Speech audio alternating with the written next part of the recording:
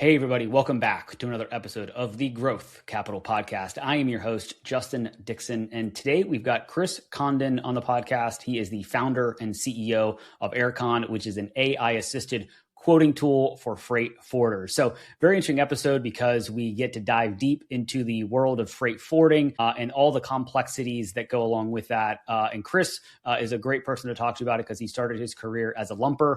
You'll learn about what that is on the podcast. But he grew up in the freight forwarding world, and then he became a CEO and bought one of his companies that he worked for with the help of some private equity, and then started Aircon a few years ago. So I think we get a lot out of this episode. So let's get Chris on the pod. Interested in hearing conversations with private equity leaders, CEOs of private equity-backed companies, and startup entrepreneurs where they share their stories about their career journeys, starting, investing in, and scaling successful businesses, and the important role that having the right talent plays in building a successful business, then you are in the right place. Welcome back to another episode of the Growth Capital Podcast. Here's your host, Justin Dixon.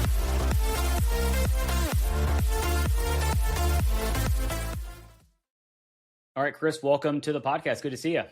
Hey, good to see you, Justin. Thanks for having me. Well, let's jump right in. Give everybody that's watching and listening a little bit of an overview of who you are, where you are, and what you're up to right now. Yeah, so Chris Condon, CEO, founder of Aircon. I'm really a freight guy. Grew up in the freight forwarding world and distribution world, and fell in love with tech from an Aircon perspective. So that's I'm currently in Dallas. We got a team of 24 and just enjoying what life is having to do with all the advancement in the tech. Awesome. We'll get all into Aircon and all that fun stuff, but I guess talk to me a little bit about, I always like to understand people's origin stories and how they start business and why they did. Because I was looking back, you've been a CEO previously, so you've had the ability to be a chief executive, but maybe walk us through a little bit of your early career and then we'll kind of dig into Aircon. Sure. Yeah. So I started in the career as a lumper for a company called Tower Group International. So I started off lumping ocean containers during the summer months of the college years. What is lumping?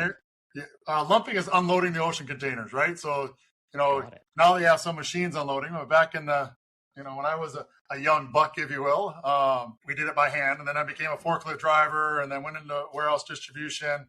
Ended up doing VMI or vendor managed inventory in El Paso. And that's really where I grew to kind of understand incentives of different people and kind of how things work logistics wise. But I realized that I wasn't going to get promoted at the company I was at because it was warehouse distribution, right? So at the time, warehouse distribution wasn't very appealing. So I learned air. I asked to be moved into the air product.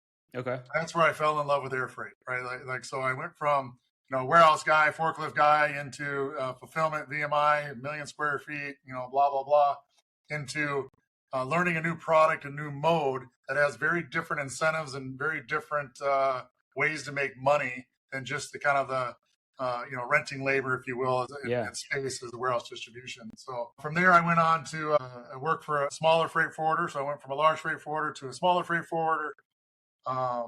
Ended up buying that with private equity money, rebranded it to Tricon.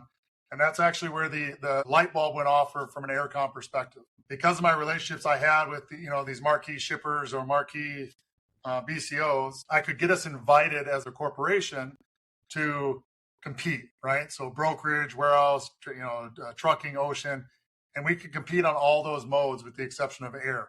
So I could get invited to these big RFPs, which are multi-million-dollar deals, but I wasn't able to compete. And so that's really where the fire started for, how do we help 300,000 freight forwarders around the world to compete against the 10 or 15 that are talked about in the media? Got it. I want to go back to the Tricon thing. So how did it work when you were working for what is now, I guess, known Tricon, and then you were like, hey, I'm going to buy this with private equity? How did that whole scenario work? I find that's kind of fascinating. It is, so it was TransTrade was the name of the freight forwarder that I was working at. And it was, they at the time, so this was 2013, 2016 that I worked for them from a brand perspective. And they didn't make a lot of money, right? And so I was asked to take that over as the CEO from it wasn't a private equity at the time. It was a distressed bank. I don't really know how to explain it from a finance standpoint, but Brian was the guy's name. He goes, Chris, I want you to take this company. And the promise I made to him, I said, Brian, if we can turn this around and be profitable in the next 12 months, we're going to need some serious cash to get out of it. Right. Because for the last 10 years, TransTrade didn't make any money. There was multi-million dollars on the balance sheet of negative debt that the finance company kept putting into it. Right. Because kind of once you're pregnant, you're kind of like, where's the next corner that we're going to get through? Yeah. And so they sold their portfolio to a large private equity. So that transition basically lost my commitment in terms of my guy, right, saying, hey, this is what we're going to do. But 2017 was the first year TransTrade made money in over 10 years, right? Wow. And so, as that happened, I asked them, one of the marquee large manufacturers that I know of that makes consumer electronics and whatnot that I met in El Paso back in my day. They were going to start making TVs up in Wisconsin, right? So the promise or the commitment she made to me was, Chris, you can have all this business. Here's what you have. Here's the volume, blah, blah, blah, blah, blah. And so I went to the private equity company. I'm like, hey, I need $9 million to do this because I don't have credit with all these providers anymore, right? And I can't do another year, begging and saying, hey, the check's in the mail, right? Yeah. So he basically told me, no, we're not putting any more money into you. So find a buyer. And I'm like, if you just need a buyer, I'll take it off your hands for, a song and a dance. Right. Right. And I went out and got an SBA loan. I got a couple $1 million, got an SBA loan, was about to do the deal. And a buddy of mine who had a trucking company was, Chris, don't do it. You find other people's money to do it because with the SBA loan, one, you're personally guaranteeing it. Two, if something goes bad, like when I first started my trucking company, UPS was my largest account. But my line of credit was based on the AR. And when the AR, because of whatever issue was tainted, I needed to come up with $1 million in 3 days. Right. So learn the risk there. So that's when I made the decision with his help to go find private equity to one, buy it, and also give us enough runway to go run. Right. Yeah. And so we rebranded it to Tricon for a couple different reasons. One, TransTrade really had a bad name in the market. Right. It was had credit issues, right? So from a brand standpoint. So we rebranded it. We ended up, then COVID hit, right? And the board got a little scared during COVID, right? So non-logistics people, not understanding that tragic things around the world, logistics people, that's where they earn their keep. Right? Yeah. That's where they figure out solutions of how to move stuff from A to B. That's, and again, cost is what it is. Everybody knows the cost. It is what it is, right? But how do you find a solution to meet your customers' demand, right, or their commitments that you're making to your customers? And that's really so Tricon sold a visible supply chain. The story of that is they sold a visible supply chain because of COVID. They were a little scared. They ended up selling to Maersk for almost $1 billion. They wrapped it up with Pilot, the other company they bought for like $1 billion. And so that's when I had a non-compete for a year. So I started working on Aircon. So that's kind of how that went. It's you learn a lot along the way, right? That's part of the journey of doing this is not necessarily knowing what to do, but why not to do something else. Yeah. Right? Well, and also you got some pretty sage advice from a friend to be like, hey, don't put yourself at risk. There's people out there that are willing to, that have money that want to put some of that money to work and back really good people. So the concept of other people's capital or other people's money is a pretty powerful thing. I guess, how did you was it easy to make that decision, that flip to be like, hey, instead of going down the SBA loan and owning 100% of this thing with a bunch of debt, to obviously they wanted some equity in the business and all that fun stuff. Like, how did that decision kind of work? Yeah. So the big decision of that one was how much do we give up? Right. Yeah. Like that's always especially when you're doing private equity, right? They still typically take control, controlling interest, right? They control the board, blah, blah, blah, blah, blah. So how we structured it was, okay, once you're paid back with a decent return, whatever that is, 20%, 40%, doesn't really matter. But once you're paid back, then if we do exit, we split it in different ways. So there's kind of like a waterfall effect on that. But what's interesting to me, because I don't think a business is building to sell. Right? I think that's part of maybe my rub or whatnot. Like the value of a business is, yes, we're obviously, we're all going to exit, right? We're all going to sell at some point. We're all going to retire, whatever term you want to put there. But man, when you enjoy what you're doing and you're solving problems, like that's the way my brain works. Like if I'm not solving a problem and finding a solution for a problem, I get bored, right? Yeah. So I've learned that over the years. Like, once you get it to the point where like you've met your goal, like, okay, it's time to move on to something else. Yeah. Right? Well, let's talk about that other else. Let's talk about Aircon. It sounds like once you had the exit of Tricon, you had a non-compete, so you had a year or so that you couldn't go to another freight forwarding company or something that to kind of take that knowledge. So talk about what is Aircon. It's AI, so obviously we'll talk a lot about that, but talk about Aircon. How'd you come up with the idea? And then let's walk through it. Yeah, sure. So the original idea came out because we couldn't get to the second round on these RFPs, right? So when I was talking, it was actually Microsoft. I was talking to one of my contacts up there, and she told me, she goes, Chris, you're not even close, right? I know you can commit to it. I know you'll get there, but you're not even close. So that's when the first light bulb went off on becoming a tech-enabled wholesaler, right? So becoming a provider to these small to medium-sized freight forwarders and compete and or do the process like these larger freight forwarders do, right?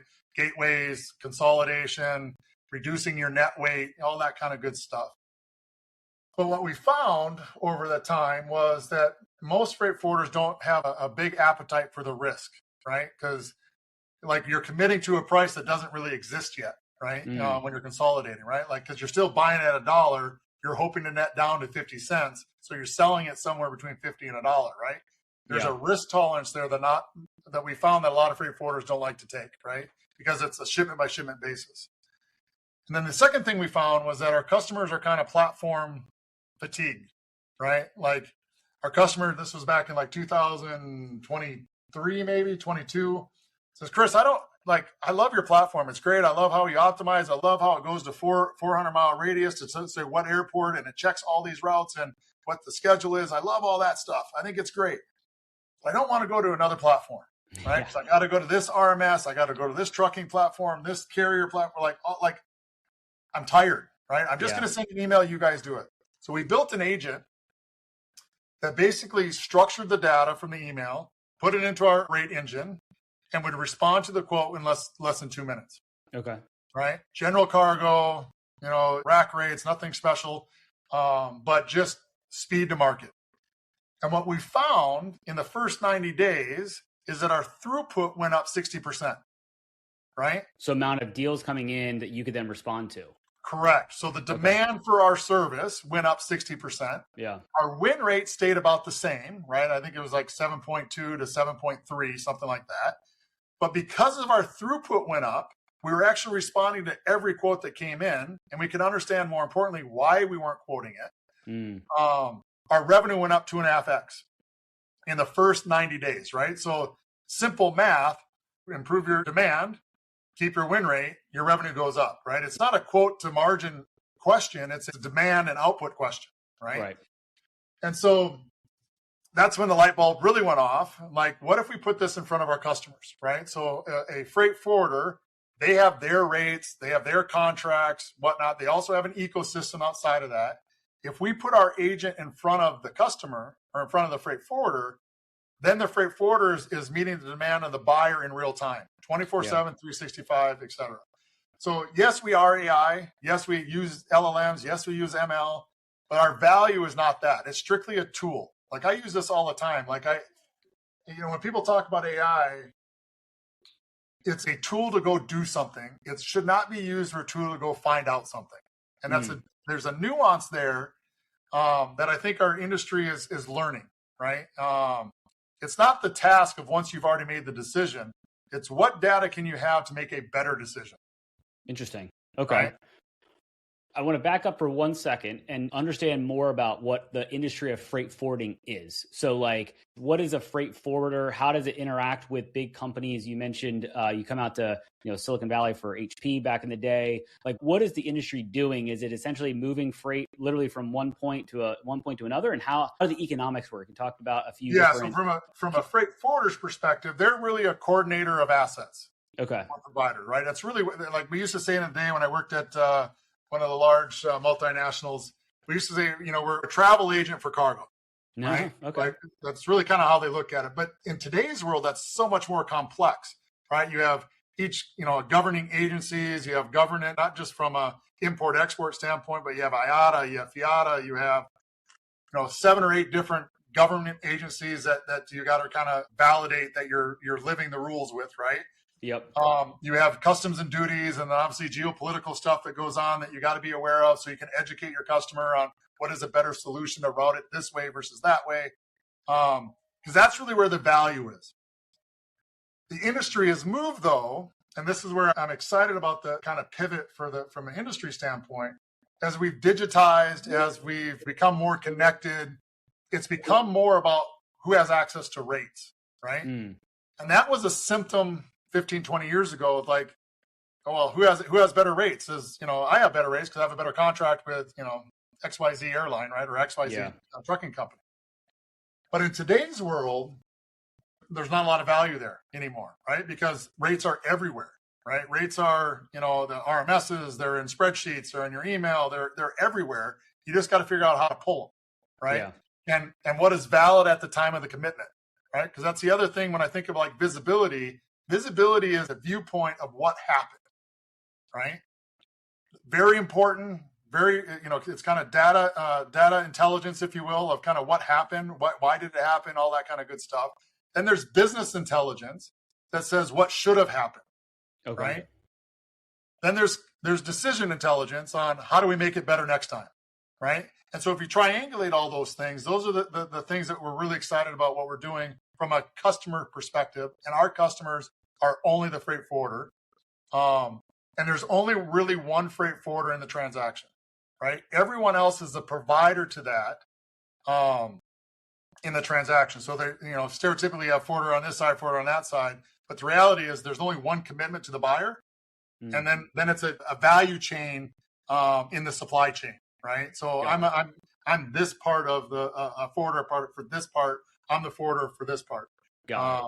So the system is designed to carry the goods, right? That's kind of what we look at, right? The goods movement, but there's also cash movement, there's data movement, there's risk movement, and every handoff, there's gaps, right? And when I say gaps, that's where people add margin or there's margin leakage because you didn't think of this rule in this country because you didn't know it at the time of quote, right? But as you learn it, how do you learn from it? And then how do you make it better, have more confidence in your quote going forward, right? Because the quote is really the commitment. Everything else, you're just executing your commitment. And so your Aircon platform, you are selling this to all the freight forwarders out there to essentially, I guess one of the use cases is what you use is to respond within minutes to every quote that comes in. So as long as you keep your win rate the same, your revenue is going to go up because you're going to win more deals.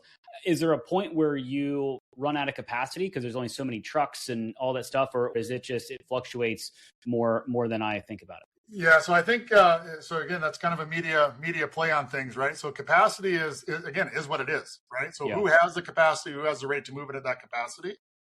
And then what confidence at the time of quote are you confident that you can actually move it, right? And then we're learning from it, right? So as news comes out, like, hey, there's Iran, the straits are closed, so now there's more air freight, or hey, Turkish Air isn't flying into Saudi Arabia right now, or Qatar, whatever the logic is. Then the quote is learning that, right? The forwarder still makes the decision. We just help make the routine decisions routine, right? And so, and again, that's always the 80-20 rule, right? Because 80% of the quotes are routine, right? At the end of the day, that rule of thumb or whatever that logic, I forget who brought that 80-20 rule up, but like, it's true, right? 80% of your quotes can be done automatically. And so you should be able to spend more time on why you're not winning the quotes. I'll give you a good example of this. Is we had a customer, and I've said this for weeks, right? Our speed to quote is our output. That's what we are doing, right? But our value is knowing what you're quoting, right? And why you're quoting or why you're not quoting, right? So for example, is one of our customers did 1,000 quotes last month, right? And the system only automatically generated a quote about 10% of the time, right? So 100 of them. Yeah. In this particular case, he moves personal effects, right? So he moves people around, house, furniture, all this stuff, right? And what we found is when we looked at the data, when we went to like, that's kind of weird. It's only 10%. Like we're in the 90, 98, 99s for everyone else. Like 10%, that's really, really bad. But what we found out is that the data shows we weren't quoting it because we were missing dimensions, right? And so, of course, it's hard to quote air freight if you don't have weights and dims, right? But the value that we gave him at that point is like, hey, look at like 90% of the quotes you're not quoting the demand for is missing dimensions. Yeah. Oh, by the way, 50% says it's a 1-bedroom apartment. 20% says it's a 2-bedroom apartment. Whatever percentage says it's a whatever percentage. Let's look at your past data to estimate what that is, right? Because again, it's a quote, right? Yeah. So at the time of quote, this is what you base it off of: this dimension, this weight, whatnot. Now he's loving it, right? Because now because he already had the demand. Now he's just got to figure out why he wasn't winning the business. And it wasn't the quote, right? Right? That's kind of the weird aha moment in our head in terms of a value. The quote's the output. And the decisions that go into making that quote is where the value lives. Yeah.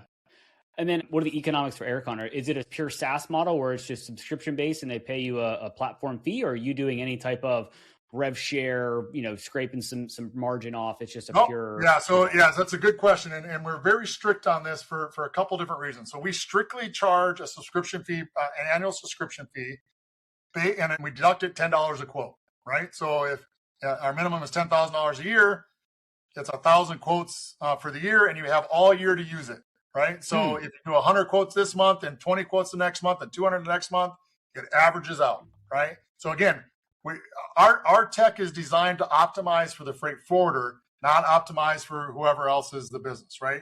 Because that's distinct. It's very critical to think this way, because most tech is optimized not for the freight forwarder, right? They're optimized for the airline, they're optimized for the trucker, they're optimized for the buyer, right? In a lot of cases, not the freight forwarder, right? Yeah. So we don't take any margin. Everything that comes to our platform in terms of a rate is 100% is passed through.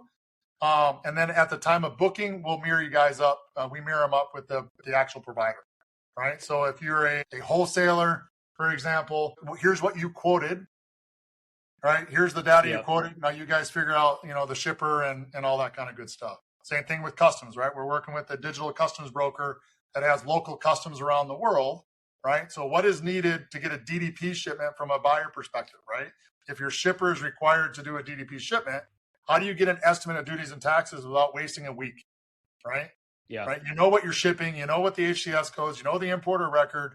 That data is already there. It's just where do you go get it, right? And that's the power of AI, is that you can do all this at once.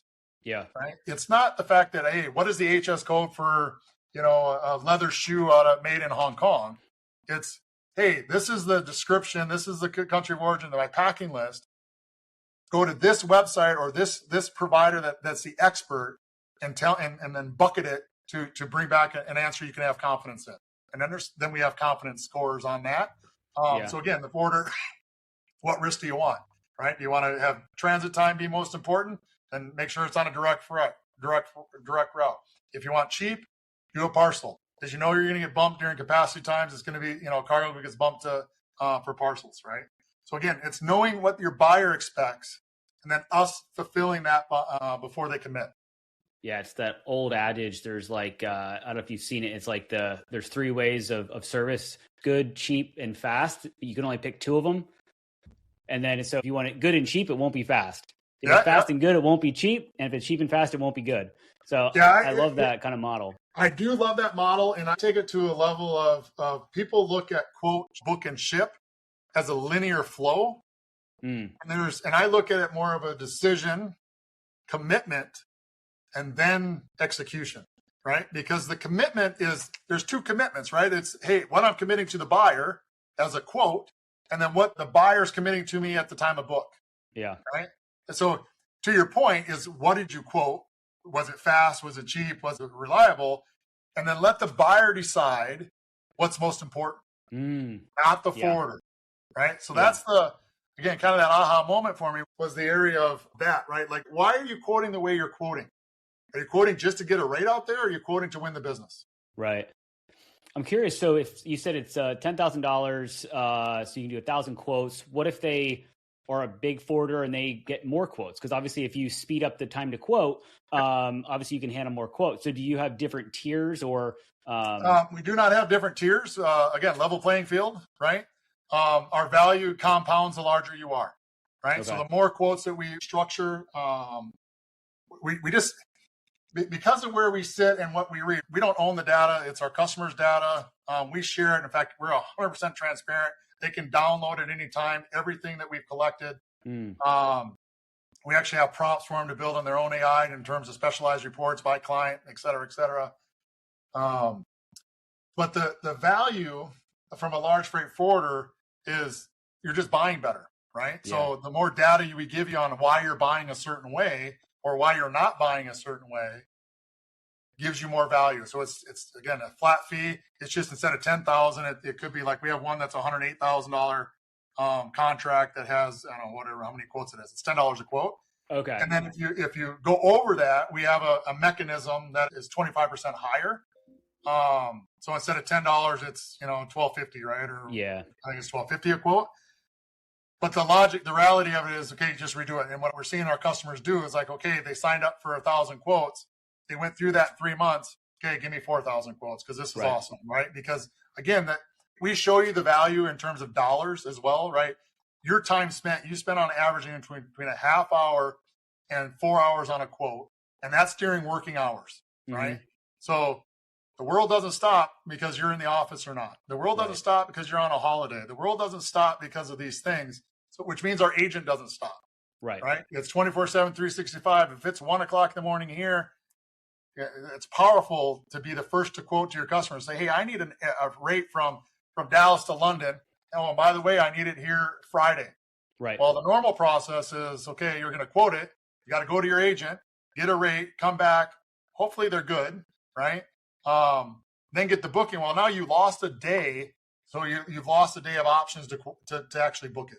Right. So the sooner we can get to the buyer making the commitment, the sooner that lower that gap of these false bookings, right? Or false, I call it noise, right? Because what's happening is in the real world is forwarders are gambling, right? So they're quoting based on a rate that they see. So they'll pre-book it, right? And this is kind of the ripple effect of the way that the dynamic pricing is working, right? Is they'll book it. And then if they win the shipment, they'll move it, right? But if they don't win the shipment, they just cancel the booking, which from a forwarder perspective, no big deal. I commit, if I got it, I give it to you, right? But from an airline perspective, that kind of screws them up a little bit, right? Yeah. Because they have false hope that this booking is coming in, right? Where the reality is, so if we can shrink that time from quote to commit to book, right? That's the idea. Is another value prop that we have for our clients, right? Is like if we can give you a higher confidence if you can book tomorrow, right? That it will be moved by the time you have it. That's just the other value prop that we unintentionally bring. So you're making it a little bit more predictable and more consistent in kind of the throughput. So everybody that's part of that supply chain is more consistent and more predictable in kind of what they're expecting versus what actually happens. Yeah, that's a very good way to put it. I like the word effective, being more effective, right? Like truckers want to fill their trucks, right? Planes, their incentive is to fill the planes with as high as revenue freight as you can, but there's just a lot of noise in the market, right? Like there's just a lot of like one quote turns into 30 quotes in the market, right? So it's like, but it's only one quote, right? So what's the real data behind that? And that's why people say, oh, you got to clean your data, you got to do all that kind of good stuff. Those are wrappers or AI on really just automation, right? You're just automating the task. You're not thinking about the logic of the 10 different items that need to go into it and what is your confidence level to commit to it. Yeah. So I want to talk a little bit about, you've been a CEO pre-AI and during AI, right? So I'm curious and even in the interesting thing, you've been in a similar, if not same industry. And so how have you seen leading a business now versus when you were leading Tricon through a turbulent time, right? There's a lot of transition and all that fun stuff, but just from your seat as the CEO, having access to data and having the ability to pull information as needed or even have it in real time. So maybe share a little about that kind of pre and post AI, if you will. Yeah, so it actually would go back to like 2005, 2006 when I was in warehouse distribution and I helped set up RFID and WMSs in the world, right? That really set the tone for me in terms of what does tech do, right? And I realized like I can't code, like I'm not a coder, like but I have a very good intuition on what tech should be able to do, right? Like here's the outcome I want it to do. Here's the process that we want it to follow. And so that was kind of the early days in warehouse distribution, where I had a vendor managed inventory where I had, let's say, 150 suppliers. I had two masters, right? I had the contract manufacturer in Mexico, and then I had the ultimate brand master that actually dictated who did, where did what, right? So how to report on that? What is the logic on what's important? Is it speed? Is it data?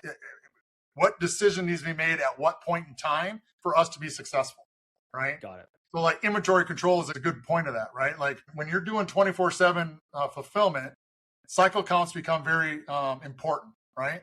But more important is how you do it. It's not just, let's go count it. It's what do we expect and what do we not expect at the time of the count, right? And I'll never forget this. Rudy was my inventory manager in El Paso, and he goes, Chris, I want you to tell me your process. I said, Rudy, I've forgotten more about inventory control than I can ever tell you, right? Because like it depends on what I find when I'm counting, right? Or when the process is happening. And so in air freight's the same way, right? It's like data. Let me rephrase that. So through TransTrade is the same concept, right? It's like, so I had these data people, I've had these coders or engineers, and I would say, okay, at the time, I think we were using CargoWise, and I forget what we were doing, some type of e-com or whatnot. I'm like, hey, well, what if we do this, this, or this?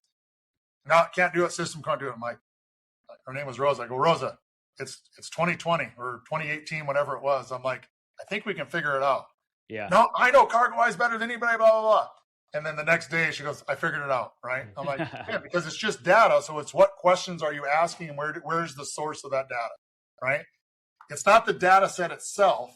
It's what data is needed at the time of the request, right? And so that's been really helpful from a VMI. Again, as I look back in my career, the VMI world and dealing with, multiple factories and time being of importance, right? And crossing borders, like, I'll give you an example. In 2001, when we started the VMI for the first time, our SLA was 6 hours from the time the order came in to the time we had to have it ready to ship out of our dock in El Paso, right? Wow. When I left that company, our SLA was 4 hours, but it was from order to deliver to Mexico, right? It's a bit different. Extremely different, but knowing, again, what steps were needed. Obviously, the buyer had to change some of their behavior, right? Instead of ordering per carton, they maybe had to order a pallet. So instead of ordering a SKU 5 times a day, you order it 1 time a day, and then you backfill the second day, right? But there's risk there, right? Because you think about cash, right? So who bears the risk of the cash is at the turns on the Incoterms, right? So, but working through those as a solution versus a transaction. You then can, okay, what's important? Well, speed's important. Okay, well, speed's important. I need you to do this. And here's why, right? I can pull a pallet faster. I can pull 10 boxes, right? Oh, and by the way, I can create my Mexican documentation at the time of the order because it's palletized. I know how much fits in a truck. Got it, right? Yeah. So all those little cuts and whatnot add up to a very positive outcome. No different from Formula One, right? Like 5% improvement on speed. Well, now we look at that like it's not that big of a deal, but go back 100 years, 5% every year, it compounds. Oh, yeah. Right? And that's the value we're trying to create. Yeah, they're trying to save milliseconds, when they're going around the track, which is, I saw this interview a while ago with Lewis Hamilton. He was like, yeah, if I am 1 pound heavier or some grams heavier, it costs me a second, per 5 laps or so. I'm like, wow, it is that specific and that precise, and obviously it's way more precise than that. So yeah, and that doesn't happen for me. When I was talking to a guy riding a bike and said, hey, I need the bike to be, 10 ounces thinner so I can go faster. And he said, well, just lose some weight, fat. He's like, that's not the bike's problem. That's a you problem. That's funny. I like that. Well, I guess so. Let's talk a little about the future and where Aircon's going. Do you see Aircon kind of, you obviously, it seems like you solved a very important problem on kind of the speed to quote and consistency and the throughput there. Are there other aspects of the freight forwarding world that you're trying to solve, or you think is kind of the phase 2 of Aircon to kind of get it, even deeper into the supply chain? Because obviously, most people don't think about how their laptop gets from, production to my desk, right? And so obviously it goes through freight forwarders and countries and customs and all this other fun stuff. So multiple times. Yeah. So are there other parts of the supply chain that you see that are ripe for AI innovation, in which that either A, you're trying to solve, or B, that are just out there as big problems that hopefully somebody is going to solve? I think the biggest problem, and I think the entire world is kind of wrestling with, is identity, right? Who has the authority to make the commitment, right? So again, because it's cash, goods are just cash, right? At the end of the day, what we move is basically a different form of cash, right? Yeah. And I think that when people think about like cybersecurity and identity and like who's who in the supply chain or value chain, AI is going to play a massive part on that, right? And we have in our value chain, we're pretty buttoned up in terms of who's who and who's responsible for what from a goods, cash, data, and a risk standpoint. Yeah. Who's responsible for duties, who's responsible for this truck, like that is very clear to us. But I think the entire industry is going to use that as I think that's what they're wrestling with, right? Like it's hard to prove who did what at the time of when they find out something went wrong, right? And similar to inventory in a warehouse, right? When there's something wrong in inventory in a warehouse, that issue may have shown up 3 years ago, right? It might have shown up at the time of receipt. It might have showed up at the time of consolidation. It might it's all over. So that's why when you find out what happened, the visibility of it is not very clear unless you know where the starting point was. Got right? it. And so that's where we think we have we're kind of ahead of the game, if you will, in some of this, is because we know why they made the decision in the first place and who they handed that off to, and not get so mucky. Because I think role clarity in the supply chain is going to be the next area where most people need to focus on. Like, what are you in that value chain? Who is your customer and who you're responsible to? How do you solve that? Is that sensors? Is that just a more detailed, how does it? The system does not break at execution. We are a firm believer that the system breaks much further upstream at the time of the commitment, right? Meaning, once I committed the quote, the operator now has to figure out what went wrong, right? Like, okay, you quoted on American Airlines or Lufthansa again, or X-Freight or AMI. It doesn't matter who you booked it or quoted it on. Now, can you actually move it, right? Yeah. So the biggest concern for freight forwarders isn't the quote. It's, can you move it as you quoted it, right? And like all our surveys we've done is the quote's again, I keep going back to the output's the quote because that's easy, right? The rates are everywhere, right? Providers are I go to a conference and I get 1,000 emails saying, hey, I would love to be your provider out of, Shenzhen or Hong Kong or wherever, right? But the reality of it is you're a provider in that world, right? Yeah. And I'm not a freight forwarder, so I don't really care. But the role clarity on that, are you a provider to the freight forwarder or are you the freight forwarder to the buyer of the goods, right? And that is the first separation in my brain of clarity on what role you play in that transaction, because they do overlap quite often. Okay. Right? Like a trucker could also be an air freight carrier, right? Or the airline sometimes, well, not all the time. The airline picks the ground handler agent, right? Okay. But the freight forwarder pays for the ground handler agent on the cargo side, right, at destination, right? So, how do we evaluate that, right? So those are the things like, how do you measure? How do you build confidence? And lots of people are working on parts of it, right? And so for our lens, it's how do we find the people that are solving the problem and then elevate that so the human on the forwarder side has better data and better confidence in their commitment. Got it. And it seems simple to, from as we talk through it, but it's air freight's very fragmented. Yeah, I mean, there's so many players in this game that I don't even know exist, and obviously you're much deeper into it and got a career in it. So obviously better you to solve it than myself as far as that goes.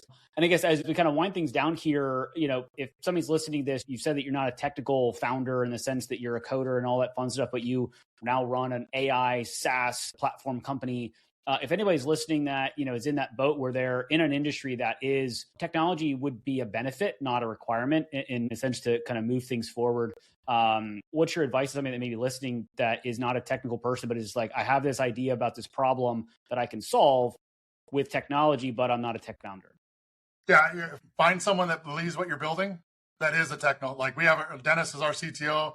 He is one of the most brilliant brains I've ever had from a tech standpoint. He came from Data Robot, blah, blah, blah, blah, blah. Yeah. So find someone that sees the vision, right, and understands not about the money. Like, don't chase the money. Yeah. Chase the solution and chase the value that you're creating. One thing I found out that money, if you have a good idea and a good solution, you can always find a way to make money if you can scale it, right? Yeah. And the ideas are what's valuable, right? And finding a solution is what's valuable. And then you just got to execute on the value. But tech is no longer the moat. The idea and the solution is the moat. Like, how are you solving the problem, not the task, right? Yeah. And most tech is focusing on the task, not the problem. We talk a lot about, hey, we're solving this problem, but the reality is you're solving this task on this problem, right? Yeah. No, I like the way you put that. That makes a ton of sense. Chris, man, it's been a lot of fun to kind of learn about your journey and all about freight forwarding that I had no idea that existed and all that fun stuff to learn more. But I do want to wrap things up here with a 3-pack of questions that I ask every guest here. So first question is, what's a book that you found influential or helpful that you'd maybe recommend to the listeners? So I recommend Freakonomics. Okay. John Kerner, I don't even know what his title is now, but at the time he worked at Expeditors, and he made everybody in the region read this book. And Freakonomics, this was, again, early 2000s. And why I love this book is because it makes you look at things differently, right? It's not exactly what it is, the surface, what you think it is, may or may not be truth, right? Yeah. And they have lots of different scenarios in there, but that was really the eye-opening part for me to start looking at things differently. Don't just look at it at face value. Yeah. No, I love it. I think I read it a while ago. It's an older book, but I read it a while ago, but one of those ones that probably is, stands the test of time. You got to read it every once in a while, just kind of reset. Then I'll give you the second one is Good to Great, right? So those 2 books are my ultimate favorite in terms of business books or philosophy books, however you want to say that. Yeah. Yeah. Good to Great's one of those ones that I think everybody will recommend until for a long, long time. I feel like so. Yeah. Awesome. Second question here. What's your favorite thing to do outside of work? So I spend a lot of time with my family. I think my family is just time with family. I don't care if it's golfing, we could be swimming, we could be barbecuing. It doesn't matter. I just like spending time with my family, right? Like, and my family isn't necessarily always blood, right? So it's, but just time with other people and not with no agenda, right? That's kind of like, I just enjoy that more, and especially getting older, right? Yeah, no. And I think a lot of times we're so scheduled. So sometimes it is nice to just have like hey, let's go hang out. Let's do something. And then you do it ad hoc as opposed to mapping out every single second of your day, on Zooms and things like this. So that's right. All right. Last question here. Favorite vacation spot? Ooh, that one. So we do New Year's Eve. We go to Cancun every year with my cousins from Wisconsin. Okay. That's probably my wife and I's favorite vacation spot, but it's really because of the people that we're with. Right? Yeah. So yeah, my wife is a beach girl, right? So anywhere where there's water, we try to get to, especially living in Dallas. We don't have very good lakes. I lived in Seattle. Well, we both lived in Seattle for a lot of years, so we do miss the water. So anywhere we can find water. I would say that the water temperature is much better in Cancun than up in Seattle. So you're not going to be sitting on the beach and then going just taking a dip in Seattle. So that makes a lot of sense. But New Year's Eve would be cool to be, not on a beach somewhere, kind of hanging out. It'd be kind of we've done it now for 4 or 5 years now, and it's just one of those things where, okay, where are we going next year? Okay, what secrets we're going to in Cancun, and let's figure it out. Again, we just hang, and they're not normally private. They always have a party. I'm a Packer fan, so they normally have, the last game of the season is usually that Sunday or Monday night. So the rule is it's got to have a U.S. sports bar so we can watch the Packers play. That's the only rule we have. That's fair. Chris, man, I really appreciate the time. If people want to understand more about freight forwarding, or they are a freight forwarder, somehow they found this podcast and they want to reach out and connect with you, what's the best way to reach out and connect? Yeah, so I'm on LinkedIn, obviously Chris Condon, website aircon.ai. You can also email me at ccondon@aircon.ai as well. So we're here. We're available anywhere. You can find us online. You can find us. Awesome. Yeah, we'll have all that stuff on the show notes. Chris, man, it's been a great pleasure to get to know you a little bit better. I appreciate you being a guest. All right, Justin, I appreciate you too. Have a great day. I hope you found at least one actionable insight from this episode of the Growth Capital Podcast, your one-stop shop for insights from private equity leaders, CEOs, and startup entrepreneurs on starting, investing in, and scaling successful businesses, as well as the role having the right talent plays in growing a successful business. It would be greatly appreciated if you would rate and review this podcast. And if you're watching on YouTube, please like and subscribe and drop us a comment so we can expand the audience of this podcast. Thank you for all your support, and don't forget about upcoming episodes dropping every Tuesday.